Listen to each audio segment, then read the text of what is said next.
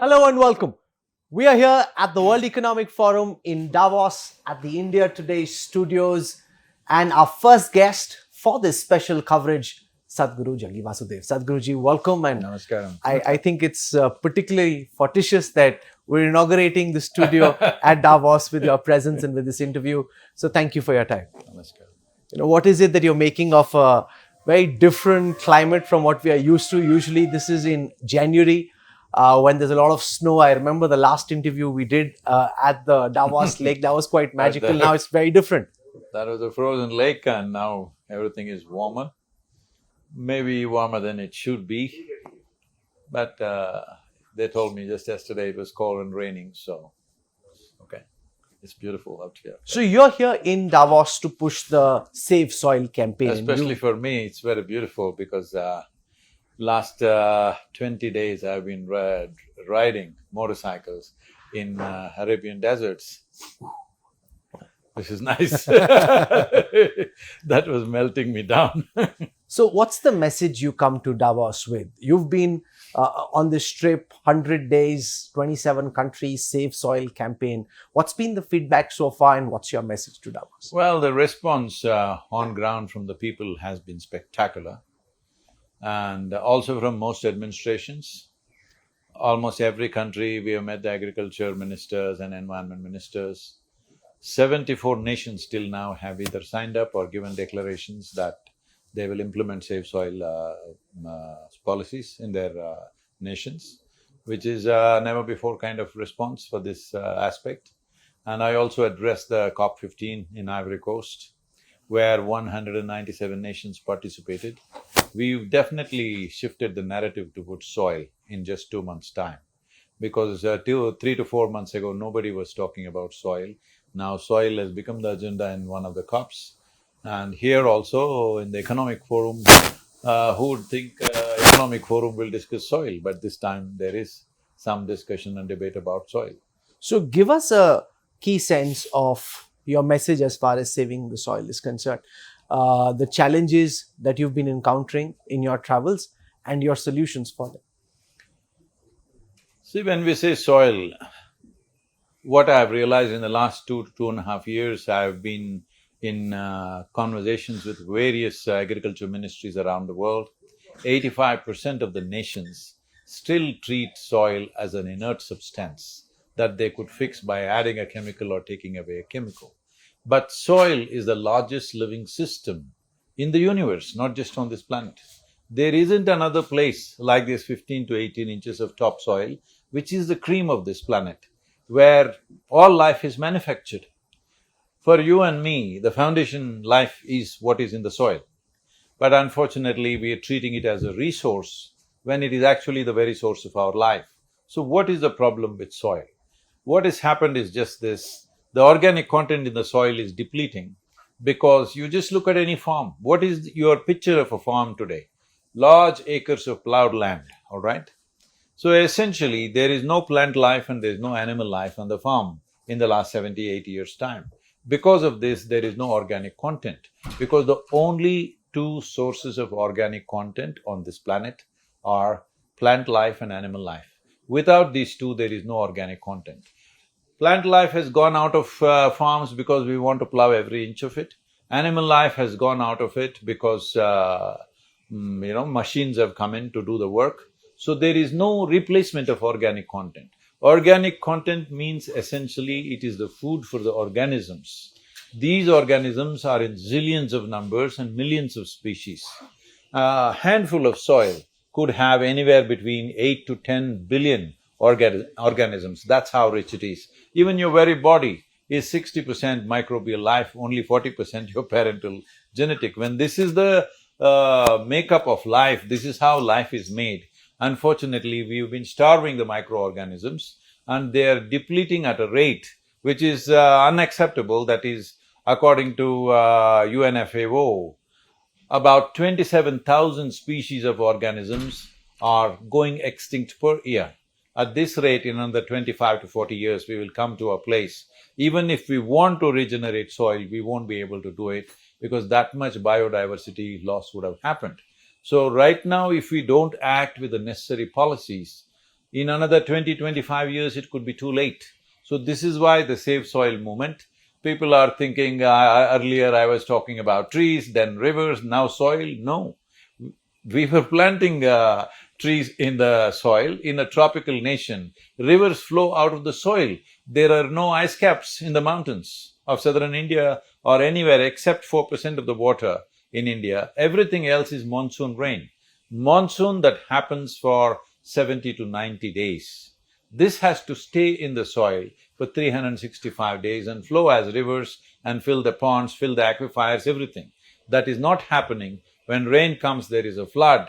When there is no rain, there is a drought, simply because soil lacks the necessary organic content to soak and hold the soil, hold the water.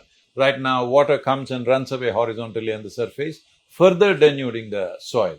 If we do not bring back a minimum of 3% organic content into the agricultural soils of the world, we are heading for a massive… How do you propose to do that, and how receptive have different stakeholders been in trying to work towards what you're suggesting? See, the Rally for Rivers, through which we instituted the policy for rivers in tropical nations, particularly in India. Today, it is a recommended policy for all the 28 states in India. The main thing is to bring back the organic content into we talked about rivers because India functions as river basins. For example, in Kaveri River has 83,000 square kilometers of land, 5.2 million farmers living and working there.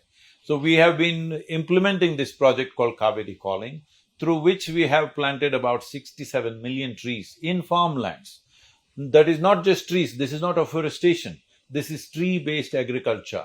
With this, organic content has gone up in 7 to 8 years. Very easily, most of them have over 4% organic content. Their nutrition value in the food has gone up. Water tables have come up. Farmers' income has gone up anywhere between 300 to 800% in 8 to 10 years' time. So this has happened because we worked to change the policies in some of the states. It took me over 11 years to bring about these policy changes and bring the onto the land. Looking at the success of Kaveri Calling, today 5 UN agencies are partners with us. And looking at the success of this Kaveri Calling, the government of India made detailed project reports for 13 river basins. And we've been trying to push this into action for last 3 years. But now, just about a month and a half ago, government of India allocated 19,000 crores for these 13 river projects. So this is how the policy moves in a country. You have to strive to do that, and all this became possible because we got the support of 162 million people. Right now, what we are pushing for is 3.5 to 4 billion people across the world, because all the adult population, at least 60% of the adult population, should speak and give their mandate to the governments for long-term policies. Governments are elected for 4 to 5 year terms. When this is the case, how do you expect them to invest in something which will bear result after 15, 20 years, unless people give a mandate? Vote is not the only mandate. Voice is the mandate. So we are trying to get the voice of the world to see that the governments feel comfortable. Already 74 nations have signed up or given declarations towards implementing this. And in the COP15, we have put this across to all the 197 nations. Generally, everybody are focused towards it. We are to get confirmations on this. India will definitely go for this. As I said, these 13 river basins, now $2.3 billion invested. If we continue like this another 8 to 10 years, 67% of India's land will be well above the crest. Right now, after 70 to 80 years of no famine conditions in the world, we are once again driving towards serious famine conditions in the world. That's where we're going if we don't make the changes. Sadhguru, we're here in Davos at a time when in India there's a big chatter about what's happening at the Gyanvapi mosque, where there are two different kinds of contestations. One by the Hindu petitioners who are saying that this was originally a temple which was razed by Mughal Emperor Aurangzeb, and the other led by Asuddin Owaisi and many others who feel that because of the existence of the places of worship Act 1991, the status of the Gyanvapi mosques should stay as it is. I'm very curious to know, as somebody who looks closely at society, how you think this very contentious issue should be looked at and addressed? See, I've been on the road, particularly on a two-wheeler, and I must tell you, till now, I've covered 25 nations, 26 nations now. 26 nations and 63 days on the motorcycle, and I have done the 467 events along the way. So it's been a breathless schedule. I really completely unaware of what's happening in the Indian news. I think I shouldn't make a comment without knowing the full nature of what is happening there. But your broad sense of this idea that there were multiple temples which were raised by the Mughals, and now from Hindu Samaj, this demand that, what's happened, for example, at Kashi, what's happened at Mathura, Hindus should have the right to pray over there. Philosophically, how do you see this?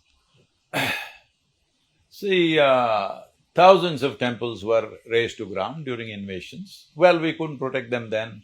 Now, talking about all those thousands of temples doesn't make sense, because you cannot rewrite history in that sense. But at the same time, very iconic places. I think the communities should sit down together and work this out. This is not for the benefit of the nation, that everything we fight, whatever you say, I will oppose, whatever I say, you will oppose. This is not the way forward. Some very iconic places, I think for once we should sit down and say, okay, these 2-3 sites, let's settle this. The rest of it, don't raise it again. I think we should do that instead of going one at a time, and keeping the controversy on, unnecessary enmity between communities. This is not necessary. I feel as a civilized society, for once we should sit down and say, okay, what are the issues? Can we settle it or not? We should sit down and settle it. There must be some give and take in this. About this particular thing, I am not conversant with the news, so I don't want to make a comment on that. But I feel that will be a way forward for both the communities, above all for the nation. It's important. I think we should stop thinking in terms of Hindu community and Muslim community. Right now, India is at a juncture where if we do the right things, we could be a significant nation in the world in terms of economy, in terms of political power, in every way. Nation could become a very significant force in the world. I don't think we should squander this, going on making everything into a big dispute. I know local politics, people will try to play for their advantage. I would beseech people and the news agencies and media houses not to make this controversial. Just make sure that we go towards a solution once for all, rather than raking it up every few years. So your proposed solution is identify a few crucial Yes. sites, sit and talk. Yes, sit and talk. Do you Don't- think that there is space in society for such dialogue? There is definitely space, we just have to create the willingness. In this, media houses have a significant role. If you call for debates with the sensible people from both communities, if that narrative begins to build, definitely it's possible. There is no dispute that cannot be settled. There's been this demand that there be a Truth and Reconciliation Commission, like there was in the post-apartheid era in South Africa, where this business of denial ends and the barbarism of Mughal emperors and of invading armies is accepted, and then begin a process of truth and reconciliation. Definitely, something like that, not necessarily in the same terms, because that was of a different nature. But this also is there is pain in people's hearts. So sit down and talk rather than just fighting endlessly, arguing endlessly. First of all, those who are in active politics should be kept out of these things, because this should not be made into a political mileage or a political capital for anybody. But for the conversation in the country should move beyond communities and come to the nation. And on the issue of the role that the judiciary can play, because, for example, in the Ayodhya case, it was said that, this is a one-off exception made for Ayodhya. Now, no other matter should be brought up. You said identify 2 key sites or few key sites, possibly say Kashi and Mathura. But then there are demands being made for the Taj Mahal to be renamed, for rooms to be opened, for the Qutub Minar to be called the Vishnu's thumb, because there were temples. So the fear in your proposed solution is, how do you know it will end at 2? No, the nature of India is there were temples in every street, in every place, all right? This is the nature of the country. Well, historically, that's been changed in many ways. There is bitterness in a whole lot of people, so that's why I'm saying a few iconic places you choose and sit down and say these few things you settle, after that never again, it should be raised once again, once again.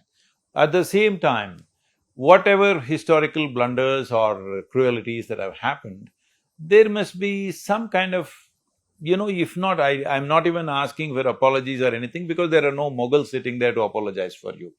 Muslims of the country are Indian citizens, all right? So, there is nobody there to apologize to you, Mughal kings are not sitting there to apologize, there's no such thing. Little reconciliation, okay, something has been taken away from you, okay, let's settle this. This approach should come.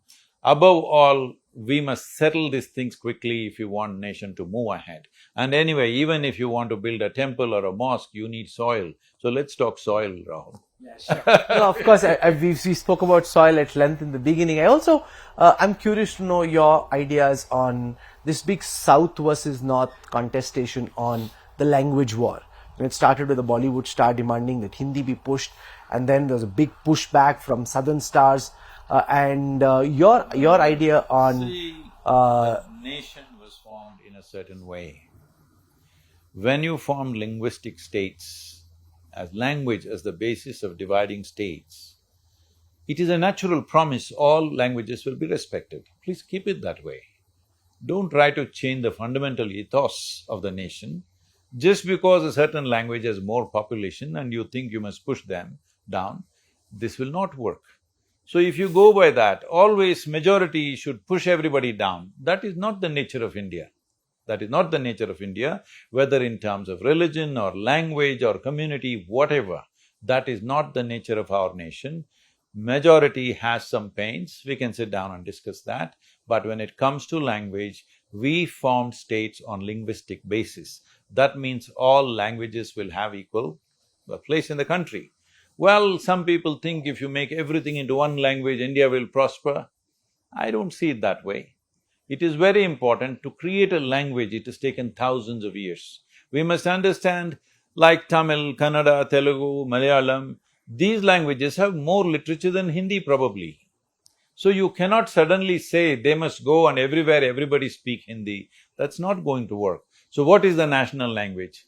You must understand, India is a nation, a unique nation, which is not formed on the basis of sameness of anything.